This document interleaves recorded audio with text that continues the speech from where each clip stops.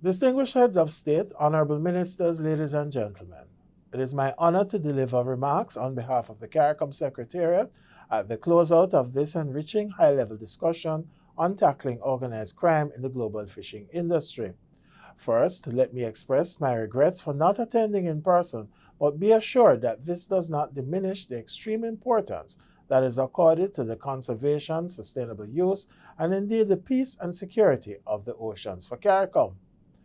IUU fishing and transnational organized crime in the global fishing industry constitutes a serious threat to the security and sustainable use of the region's living marine resources and marine biodiversity, which jeopardizes the food security and blue economic development of the countries in the region.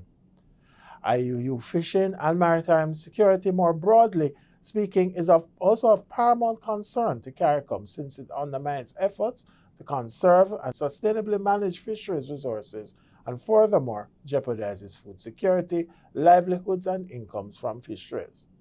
In that regard, Article 60 of the revised Treaty of Chaguaramas, an article dedicated entirely to fisheries management, commits the member states of the community to collaborate with each other in the ongoing surveillance of their exclusive economic zones.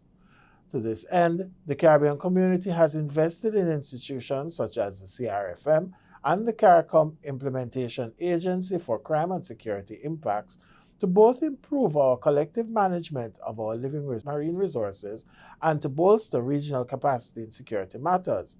In so doing, we have strengthened our ability to combat the scourge of IUU fishing and the organized crime that is part of that phenomenon.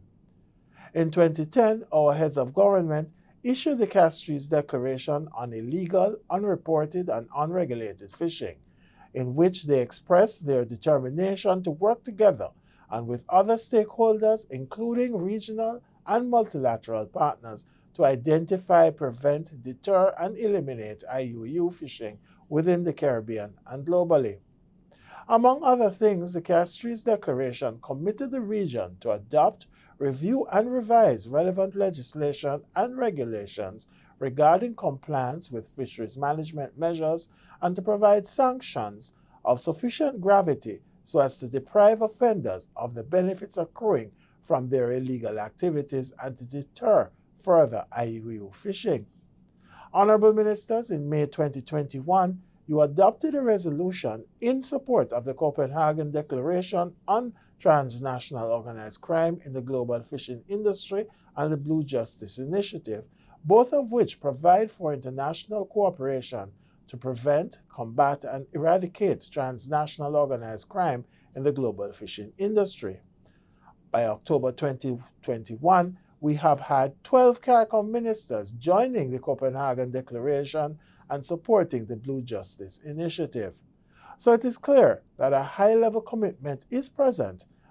CARICOM leaders have paved the groundwork for effective cooperation, sustained capacity building, and lasting partnerships in improving the safety of the Caribbean Sea and the protection and safety of our hard workers in the fishing industries across the member states. We are therefore heartened to be able to synergize bilaterally with the government of Norway and multilaterally with all states and stakeholders signaling their commitment to blue justice globally.